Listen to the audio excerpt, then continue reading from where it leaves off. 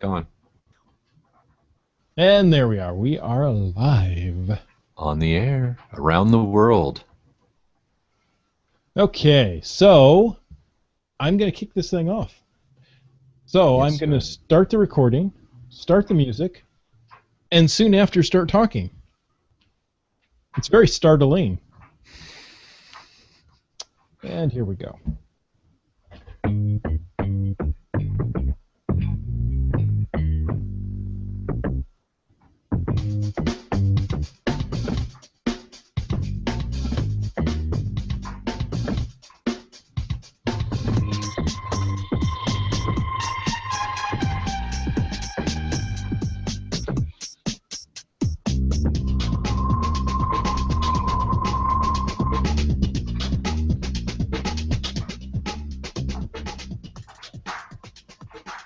Okay, you got to admit that's catchy music, and that catchy music says, welcome to Caching in the Northwest, the only podcast dedicated to geocaching in the Great Pacific Northwest.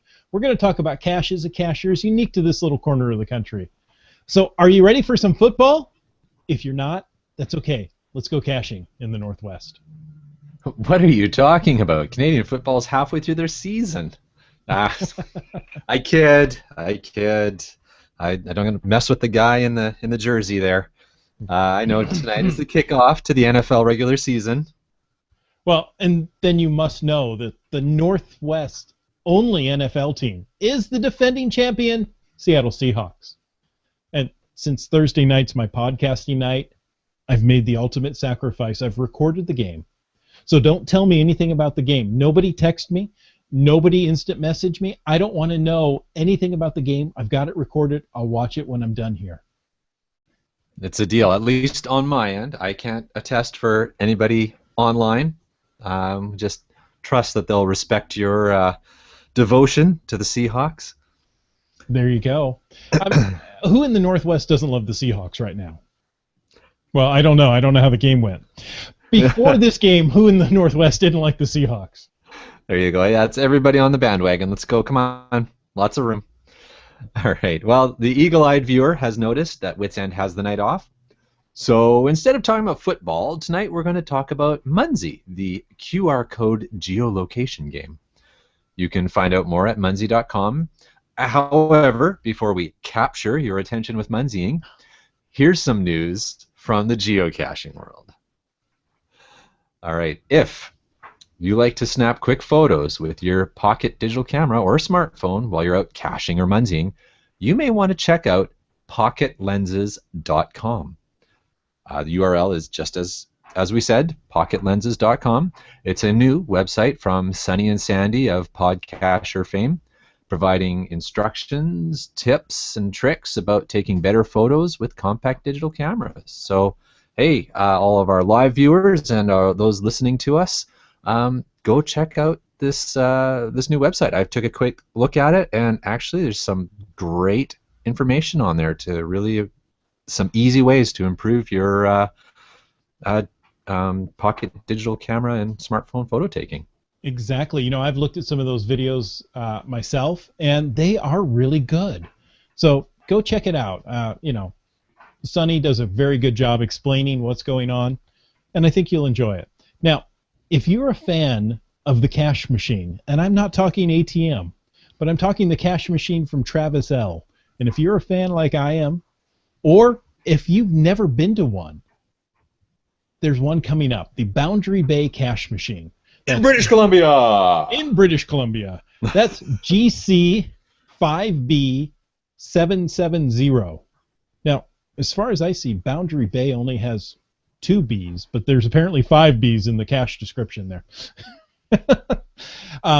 So that he's already posted the route and the caches for the the September 27th event. Now, these cache machines are some of the best organized events I have ever seen and been to. If you're interested in attending an upcoming cache machine, check Travisl's profile page on geocaching.com. We'll have a link in the show notes for you. Sounds good. Sounds good. And on that note, we have the Land Monkeys have never been to a cash machine, so we're actually looking forward to checking this one out. We're looking into it. Timing should work out well with our geocaching streak. So most of the caches in that area that they're going to do, we've done already, but it doesn't mean we can't come along and just have some fun. Folks who haven't cached up in that Boundary Bay area, there's some awesome geocaches up there. And interestingly enough, this cache machine, although the bulk of the caches will be in Canada, the official dinner that always happens with the cache machine is in the United States of America, because there's a little tiny appendix of the United States of America that hangs off the lower intestine of Canada.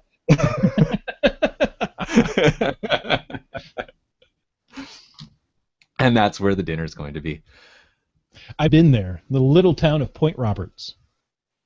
Just happened to get caught up in the boundary line of the United States, and there's this little bit of land. It is, but it is a really neat little town, a very quaint little town, and it has some great little restaurants. So it'll undoubtedly be an awesome event. Another piece of news here that we have, geocaching.com has sent a reminder to block party attendees: if you took a trackable, move it on.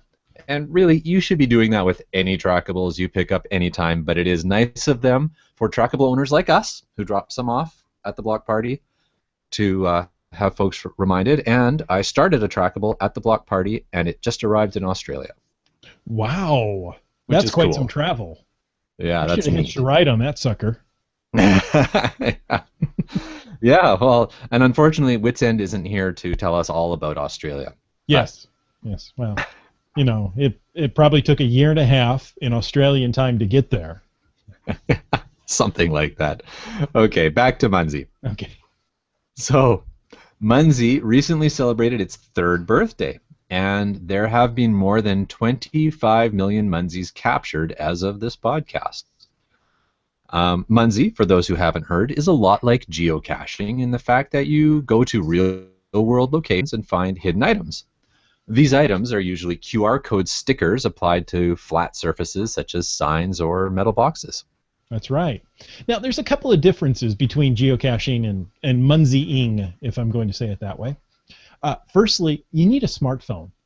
Munzee has an app for Android, iOS, and Windows phones, you know, the big players in the smartphone market. And once you're in the app, use the camera to capture the QR code sticker. There's no log to sign, and the act of capturing the Munzee is all you really need to do.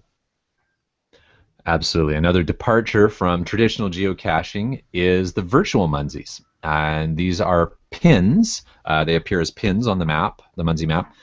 You can purchase them and add them to the map in locations that may not be suitable for a physical sticker. For example, geocaching headquarters is completely covered with virtual Munzees, as are most major Disney parks and a number of other such locations. And the same is true of most geocaching mega event sites get captured or covered in virtual Munzees. Mm-hmm. Trick with the virtual Munzee is you must be within 300 feet of the posted coordinates, and then you tap the capture icon on your phone, and theoretically, ta-da, you get the little bing noise, and that's it. That's it. I love these abbreviations we make up. Capture.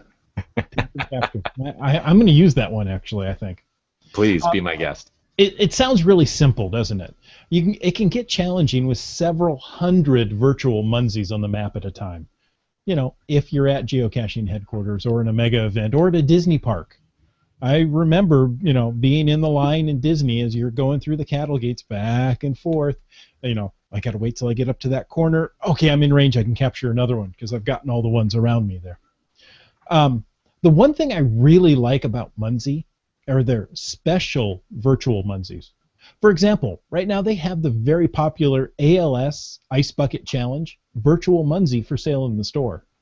Now, all the proceeds from this sale goes to ALS research, and it's a great way to give back. And Munzeers, like geocachers, are very generous. Indeed, they are. In fact, last May, they sold a limited time virtual Munzee, Ronald McDonald House virtual Munzees. And through those sales, they were able to donate $25,000 to the Spokane Ronald McDonald House. There's a link that we'll have in the show notes to a very heartwarming article about how this all came together, and I believe we actually spoke about that in a previous episode as well. We certainly did. When things happen, not only in the geolocation world, but also right here in our own backyard, it's nice. And this particular story, as you so aptly described, is very heartwarming. It's a great story. You need to read this if you haven't. So we've mentioned that there are physical and virtual Munzees out in the world, and you need a smartphone to capture them. It kind of gets the whole basis there. Munzee is free to join, and once again, like geocaching, there is a premium membership that will unlock more features of the game if you really get into it and you want to do that. But if you want to keep it just free, you can do that as well. Absolutely. To that end, when I say we, Mrs. Landmonkey isn't too much into Munzee. I am, well, I've started to get into it and have actually kind of enjoyed placing some Munzees and capturing a few out in our area. Regular listener Wet Coaster is a very avid Munzeer and has helped me get into the game. It's been great. And I am currently just using a free account, and you can play quite a bit of the game with a free account. You don't need to upgrade to the premium, but starting to look at it and going, okay, well, if I want to continue on and maybe play around with some of these other features, starting to look at the premium. But again, just like geocaching.com, it's not a significant investment to get hours and hours of geolocation enjoyment. Further to that point, the Munzees themselves are actually free to create and print if you like. There is also an option to purchase more durable plastic tags and vinyl stickers in all manner of formats and sizes. So yeah, I mean, you can print them out yourself. You can buy them. The idea is to get those QR codes out there, let people capture them. It's a lot of fun. Now, when we were at the block party, we were able to pin down Rob from Munzee long enough to get a few words out of him. So why don't we take a listen to what Rob had to say? Now I have the privilege to talk with Rob from Munzee. Rob, how are you doing today? I'm doing really well. We've really had a great weekend. Been a lot of fun. The weather is great. Absolutely love it here in Seattle, as opposed to the 103 degrees back in Dallas. That's true. That's true. I mean, it's always like this in the Northwest, I have to say. I'm sure it is. I mean, I got to say, it's not raining now. We experienced that yesterday and was really confused about that wet stuff falling from the sky, so had to hide from it. Exactly, we do. That's part of being in the Northwest. There you go. Yeah. So you've got to experience the block party. I assume this is your first time here at the block party? It is. This is my first time. Have been part of the environment in geocaching for 11 years. That's coming up in 2 weeks for me. Oh, and, congratulations! Yeah, so it's really this is really a great opportunity, real awesome environment. We actually came in and when we landed, drove down to the original stash. Nice. When you're this close, I figured, I might as well go down there. So it was really fun. If you've hit the original stash, you're here at headquarters. Have you gotten the ape cache? Going for the ape tomorrow. Perfect. So, that finishes the triad. That means you're a real geocacher. Oh well, congrats! I made it. I'm there.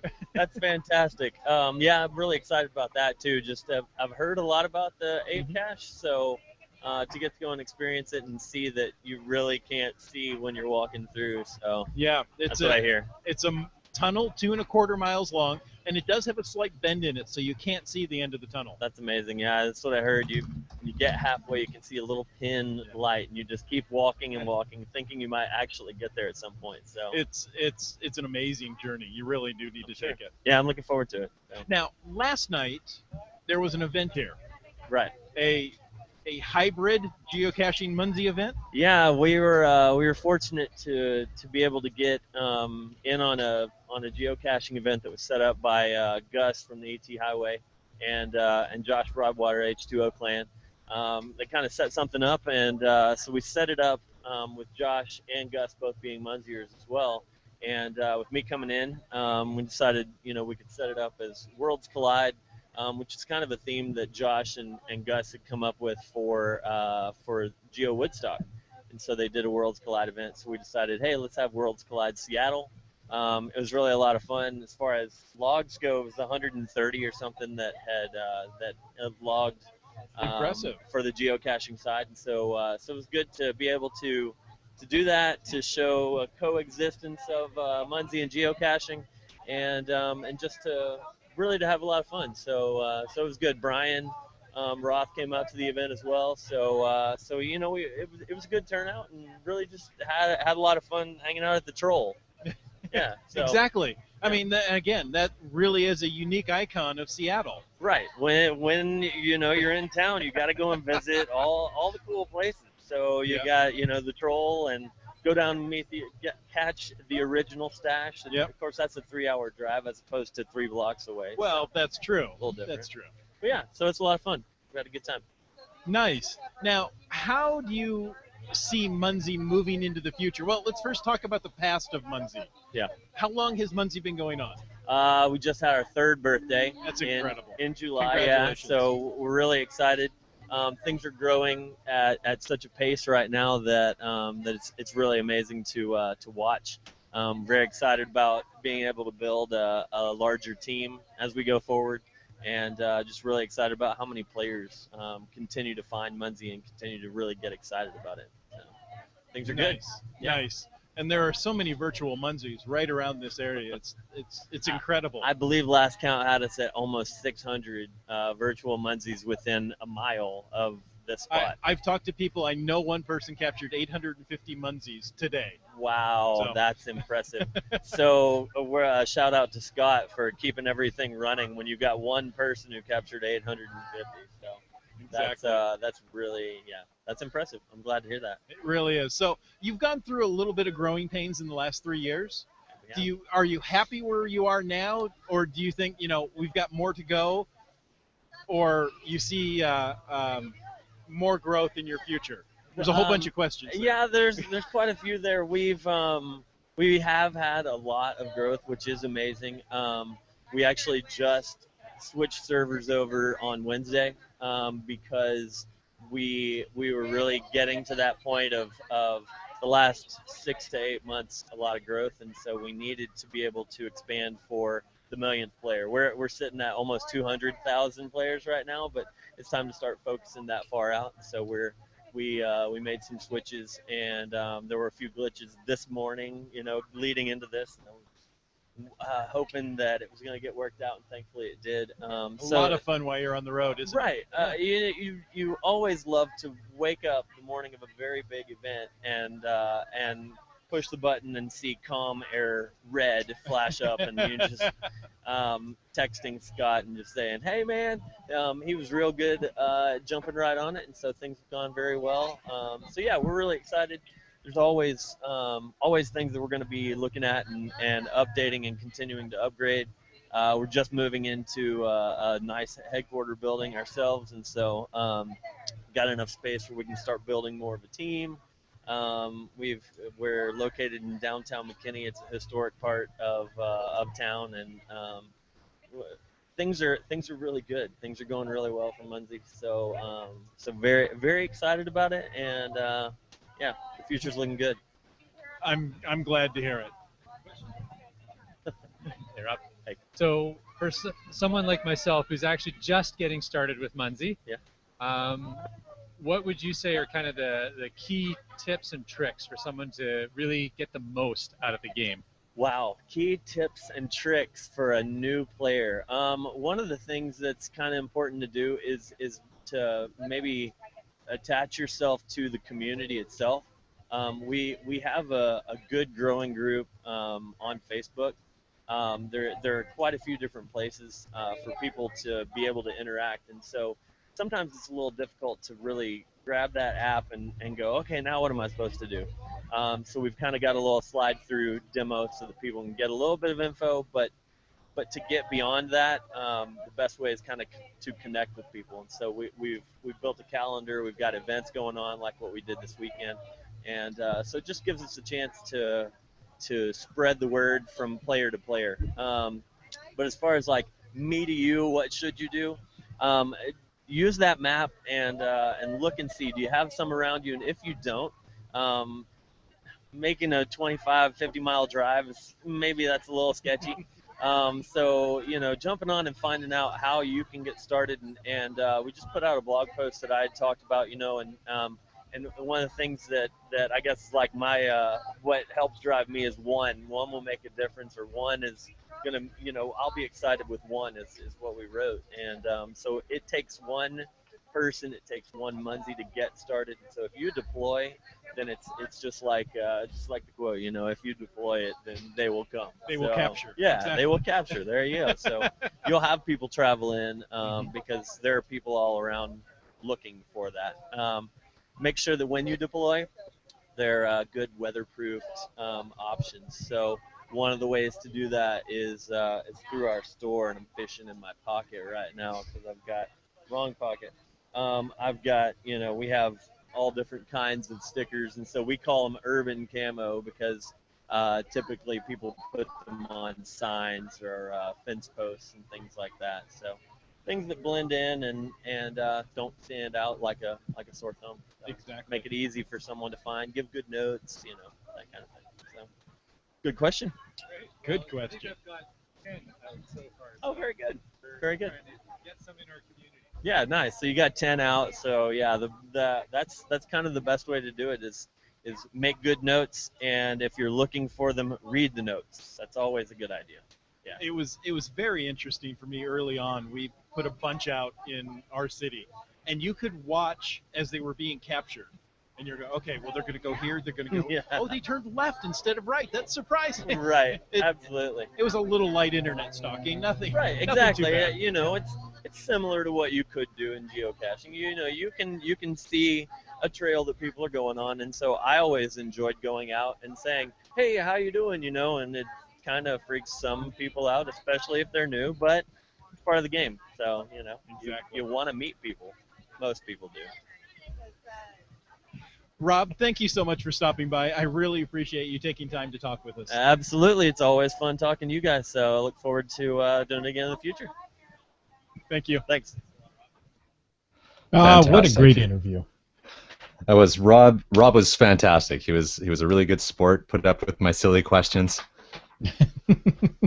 Well, as it happens, Rob is listening to us tonight, and he's put some comments into our chat. So He has, and we'll get to those in just a moment. But during the interview, for folks who are listening to it, you did hear Rob make a comment about fishing in his pocket for urban camo Munzees.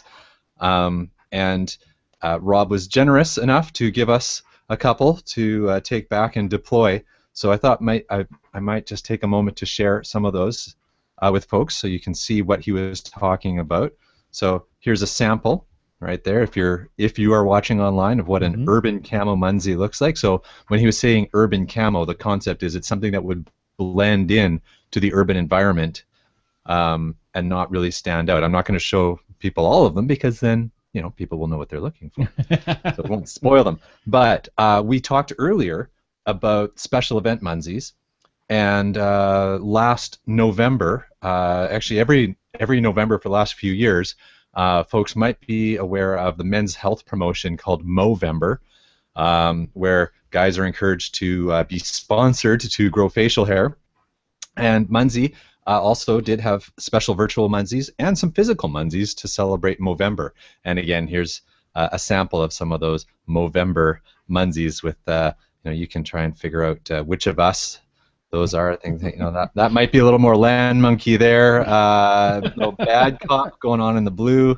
And the orange, I think, is Wits End. Yeah, I think that fits there, it. Yeah, there you go.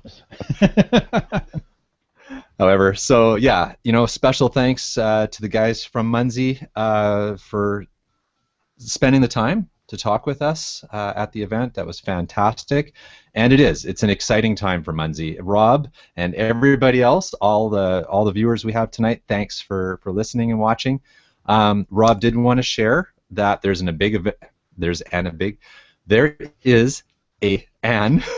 Wow. Okay, I'm so excited. We have so many So viewers excited. tonight. And you are dealing with a bit of a cold, so you're not on the top of your game, but those dulcet tones are coming through very nicely. Wonderful. Thank you. So there is a big event coming up September 26th through 28th. It's the MHQ Bash. It's built around downtown McKinney's Oktoberfest celebration, so that just sounds like a blast. They have players planning to come from Denmark, Lithuania, England, and all corners of North America.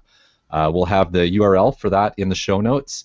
All the details are on the calendar page with a larger website going live tomorrow. So breaking Munzee news, folks. Exactly. Bad cop. There is a quick little note about the ALS virtuals as well. Did you want to? Well, we talked earlier about the ALS Ice Bucket Challenge virtuals. He's saying they're everywhere around the Munzee headquarters, and as well as the other virtuals are just overwhelming Munzee headquarters. Now, if it's anything like what I've seen at other events, if those were physical Munzees, they would completely cover the ground. So the fact that they're virtual keeps the ground much cleaner, shall we say? But capturing virtual Munzees is, I'm going to use this, is a blast.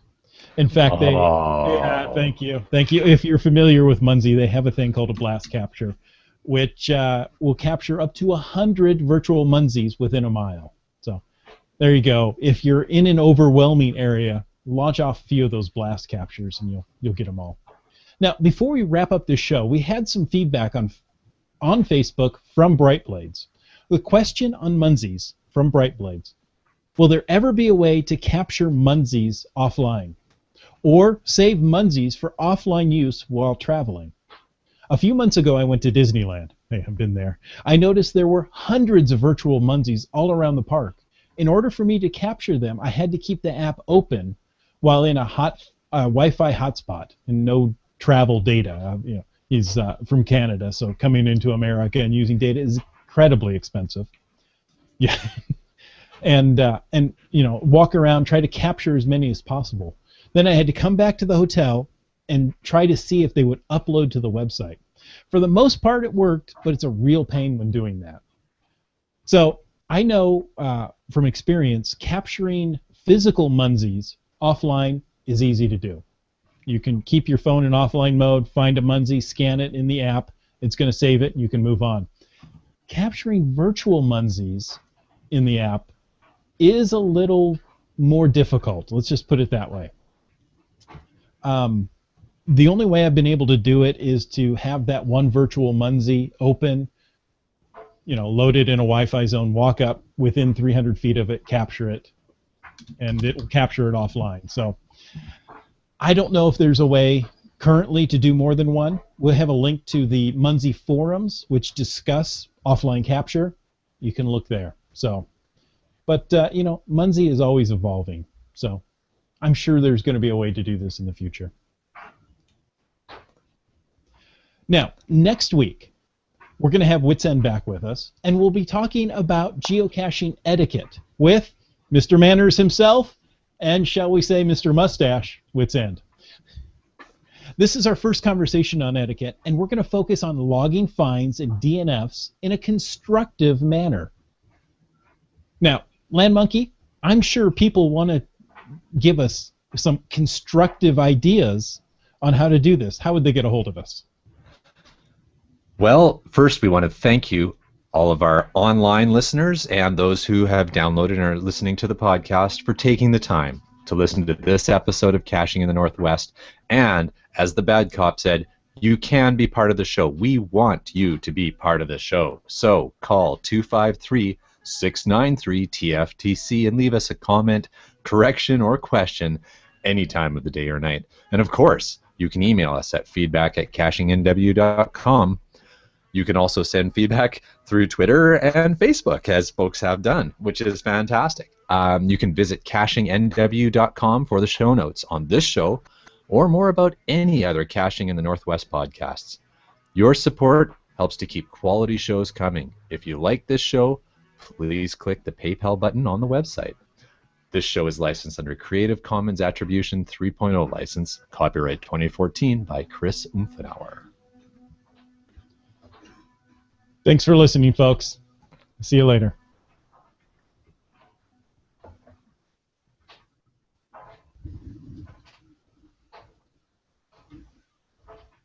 And we are clear. Are you? I couldn't even hear the outro music. Yeah, Oh. I wasn't gonna stop and say, hey, replay the music. It was coming through very clear on this end, so I apologize. Okay. Well, that's fine. I And tried to that's keep it low enough to talk over. Yep. That's where it'll be. So Rob says capturing virtuals offline is a bad idea, which I would completely know. understand. So additional work on the offline queue is coming soon. It's in the work queue. So the offline queue is in the work queue. There you go. Well, hey, It's all queued great. up. Cool. Rob, thank you so much for your input tonight. I really appreciate that. Absolutely. Yeah, that was very valuable. And thank you to all of our online watchers tonight. It's fantastic. I think this has been a record turnout tonight. Yeah, exactly. We hit 14 people watching live, which is Wow. rare. And Scott says he had a blast listening to us. Thanks, Scott. It's always a mystery understanding Munzees.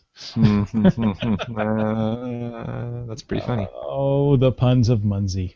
Would that be a punzy? No, don't go to Ponzi. That would be a bad way to go there. Yeah. Yes, our own Yep. contractions. There you go. And yeah, I guess we're starting to get enough, maybe getting enough folks out here in the Lower Mainland to get a clan going. What Coaster was suggesting online that when he's come back for good to the Lower Mainland, that we can look at getting a clan going. That'd be fun. Clans are a lot of fun.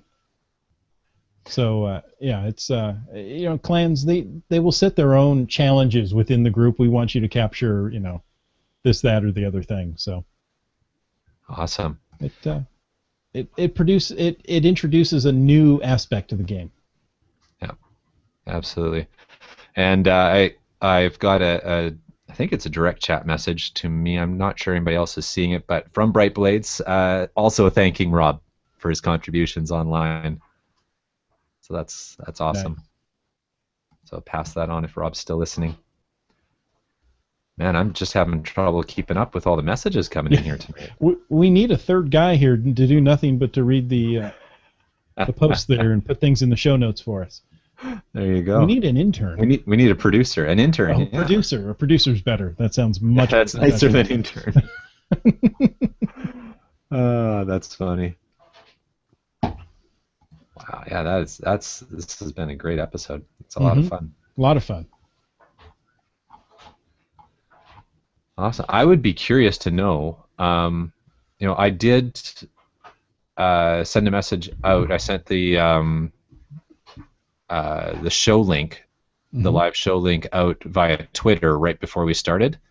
I haven't tried that before. That was the first time tonight that I did that. I'd be curious to know if that was maybe one of the reasons that we got a few more viewers tonight. Be just good to know how our social media channels are working. Exactly. If folks like that, if they want us to do more of something, less of something. Less of Wits End, less of Land Monkey, more of Wits End. Well, we definitely have less Wits End tonight. We do.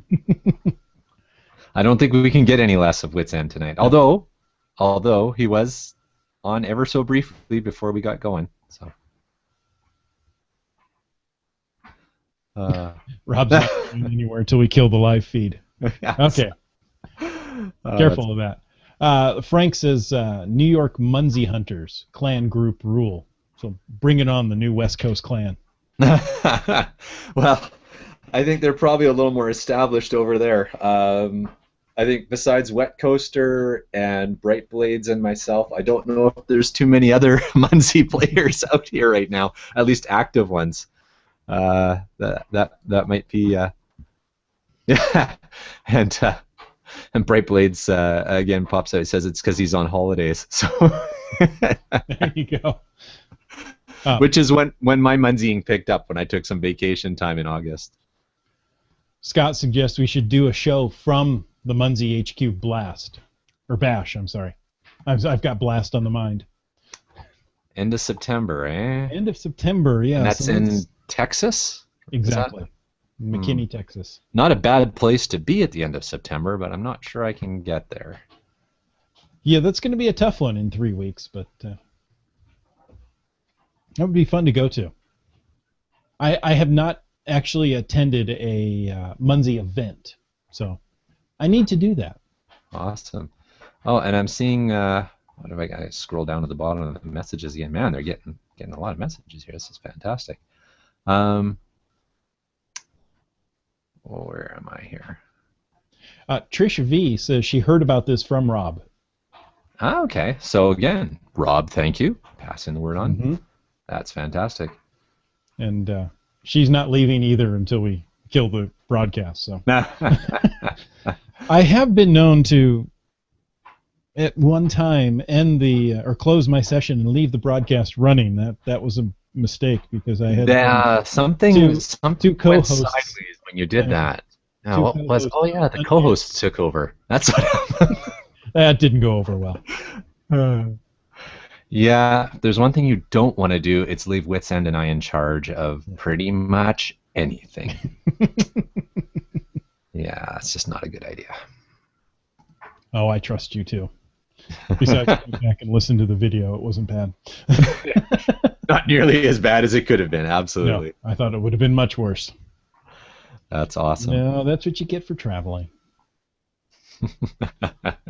Yeah, that's right. So you were on the road. Mm-hmm. But we ended up with some really great content from your road trip. Speaking of road trips, for anybody who's listening, last episode we talked about geotours. Geotours in the last episode, and one of my favorite geotours in British Columbia is the BC Backroads Mapbook Geotour, which covers all four corners of the province. And as I said, speaking of road trips, this weekend, Mrs. Land Monkey and I are sneaking out to grab 2 out of the last 3 remaining caches in that series for us, which require us to go to the far southeast corner of British Columbia, which doesn't sound nearly as dramatic as it actually is if you look at a map and see the size of our freaking province. What are you trying to say? It's a big province. It's a long Makes drive. Texas look small?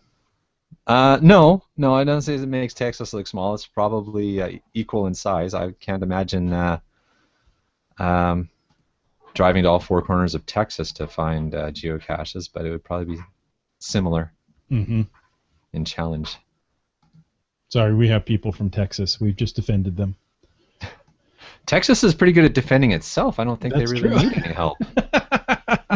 Don't mess with Texas, right? Defending themselves, don't they? Yeah. Very good. A Canadian came up with that one. Canadian knows Texas better than I do.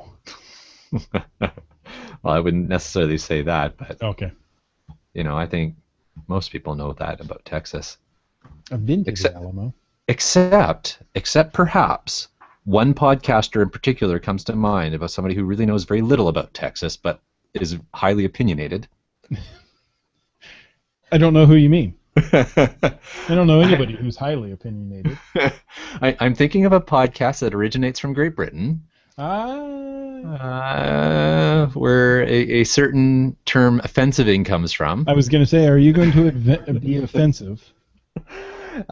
In the unlikely event that they are listening to our extras from our podcast tonight, Dr. D, Texas is not part of California, and California is not part of Texas. So I'm not sure why, but that seems to always be Texas, California is his little thing he does. Well, don't you have New York, Texas, and California? That's the United States. I suppose to many. Oh, that's funny. Frank, yes, we are on every week. Talking geocaching, geolocation games. So obviously you heard next week we're talking about I can't stuff and talk at the same time. We're talking about stuff. Talking about etiquette.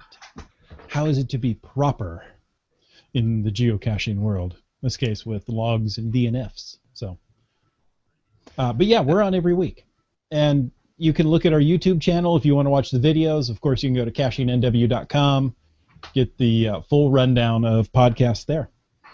Absolutely, and subscribe to us on iTunes and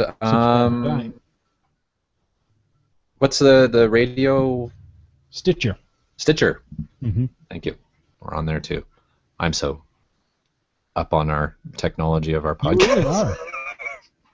There's this thing on the internet that we do. Yeah, it's our web show. Rob's really glad that Texas and California are not connected, and they're going to keep it that way. That's the whole reason we invented New Mexico as a buffer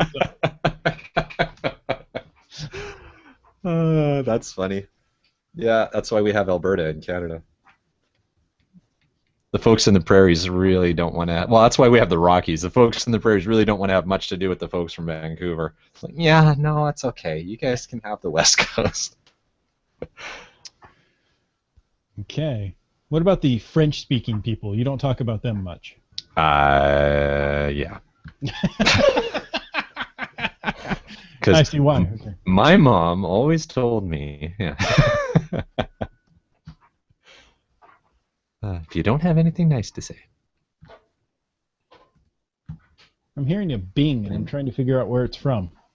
Found it. Yeah, you've been pulled into a chat.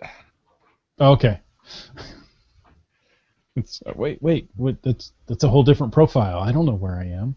Yeah, I know. I'm flipping back and forth between all the different social media channels here. This is fantastic. But yeah, you're Frank right. has 122 geocaches hidden. I love both games. That's really impressive. That's a lot of geocaches. Nice job, Frank. Let's see. Now, do you do maintenance on all of them? Oh, let's see. Frank said he was from New York, correct? He was promoting the New York folks. Oh, yeah. That's true. Western New York. Okay. So, good job. Western New York, would that be Buffalo, that general area, or that's Northern New York? Like shuffling off to? That's where the Sabres are from, that's all I know. Need to think about what's the nearest hockey team? Yeah. That's right. Yeah, Rangers, Islanders, or Sabres? You know, give me something to work from. Oh, you hockey nut. Yes, and just for anybody who happens to be listening, before we started the show tonight, I did introduce the Bad Cop to our secondary and tertiary national anthems in Canada, the Hockey Night in Canada theme, and Stompin' Tom Connor's The Good Old Hockey Game, which effectively makes the Bad Cop an honorary Canadian. Woohoo! Hey? Oh, sorry. No, you just blew it. It was so close. So close, and you had to throw the artificial A in there. Yeah. Oh, that's funny. That is funny. Yes, Frank does maintenance of his 122 caches. And maintenance is capital. So he does maintenance. Maintenance! Wow. Almost with the German accent, maintenance? Like that serious? He lives just south of Buffalo. Oh, awesome. All right, so I wasn't far off. The Sabres. Sabres. Go Sabres! Are the Sabres doing well? Let's ask him. Because I don't know. Well, I think it's best if Frank weighs in on that, particularly since the hockey season hasn't really started yet. That's true.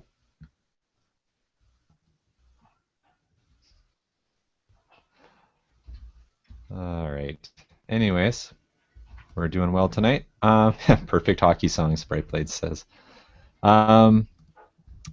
Unless we had anything else, probably looking good to wrap up on my side. I think we should. I think we should, because there's people in New York that need to go to sleep. No kidding. Yeah, actually, good point. And Texas. And possibly California, even though they're not connected. Well, if you're in California, you're in the same time zone as we are, so, suck it up. But, New York and Texas, hey, That's pretty late. So thank you. Ooh, Rob says he was a boot to be an official Canadian, eh?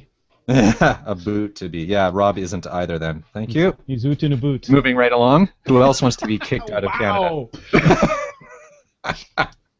And I thought I was the bad cop. Frank, no team in Buffalo does well. And Scott asked to keep Don Cherry north of the border. Well, I don't think we can agree on who gets him. So yeah, it's kind of like what's that stupid pop singer from Canada? There's a few of them now, but are you thinking of Mr. Bieber? Yeah, yet another person that neither country really wants. Exactly. Oh dear. Dion, maybe, but yes. So I will officially apologize for Justin Bieber and Don Cherry. There you go. Go ahead. You have to say it. Say that word that you say so well. Sorry. There it is. Sorry, it's another one of those Canadian things. Yeah. They say sorry a lot. Ryan says, I had 160 geocaches hidden at one point, but moved, so I had to reduce my number of hides to only one. Still have a decent distance. I still have that. It's a decent distance to my cache at Antique Archaeology American Pickers. That sounds interesting. It does sound interesting. And Icy Diamonds just weighed in, Stacy Basal, with thanks. Now I'm going to have Stompin' Tom stuck in my head all night. Well, you're very welcome. Because so is the bad cop going to have Stompin' Tom stuck in his head, probably for the rest of the week. Yeah. Well, luckily it's only Thursday, or it is Thursday. I don't have that much of the week left. There you go. Thursday night, in fact. Oh, I'm finding out Munzee people never sleep. It seems that way. Yeah. Hardcore. Frank is waiting 16 more minutes to deploy a ton of ice. So nice. But it seems like he's going to deploy them at midnight. There's obviously some specific reason for that, Frank. What's the reason for the midnight deploy? Or would that be midnight or 1 in the morning his time? 3 hour different. Yeah. I don't know. Something special about those? All right. Well, we'll wait for that response, and then we will officially sign off. So Frank will get the last word tonight. Yep. And it's been a lot of fun, guys. Thanks. It has. It's been awesome contribution to our after show tonight. And love to have all of you come back again. Rob's signing off. Yeah, it's almost midnight. It's almost midnight there. It's almost midnight everywhere but the West Coast. Yeah. Hey, Rob, thanks again for coming out. It's been fantastic having you, and thank you for passing the word on the show along. It's been awesome. All right. Let's see. I think you get the updates for some reason just a little bit faster than I do, Bad Cop. So if you see the answer to our Frank is just laughing. Ha ha ha ha ha. Oh, okay. Okay, so Scott. So he who laughs last. Exactly. Midnight Munzee headquarters time is a new Munzee day. Ah, okay. So it counts as Friday. Got it. So it's like a streak or something like that then. Something cool. like that, yeah. And Scott is the Scott that Rob referred to as keeping the servers running. So when Rob is out gallivanting the country, Scott's the one keeping everything running. Got it. Right. Probably Scott weighed in on the 1 a.m. deploy. Said probably for a daily leaderboard badge. There you go. There you go. Fantastic. Yeah. So certainly thanks to Scott and everybody else who contributes to keeping those Munzee servers running. We appreciate it. Yeah, exactly. That wasn't even sarcasm. That probably sounded like sarcasm, but it really wasn't sarcasm. I know that's not easy work, keeping those servers running. Yeah, we know that for sure. Yeah. I mean, you get a big event and it challenges the servers. So thank you guys. We really do appreciate it. Nice going, eh? And with that, I sign off. Good night, everyone. See you next week, folks.